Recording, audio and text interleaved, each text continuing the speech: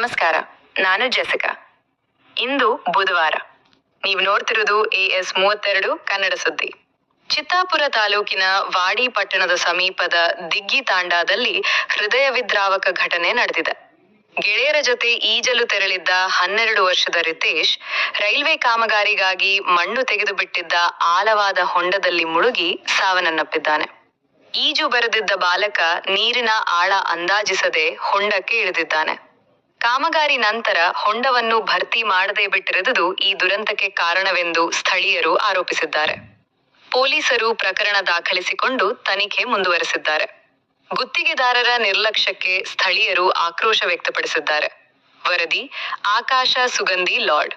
ಇದು AS32 ಕನ್ನಡ ಸುದ್ದಿ.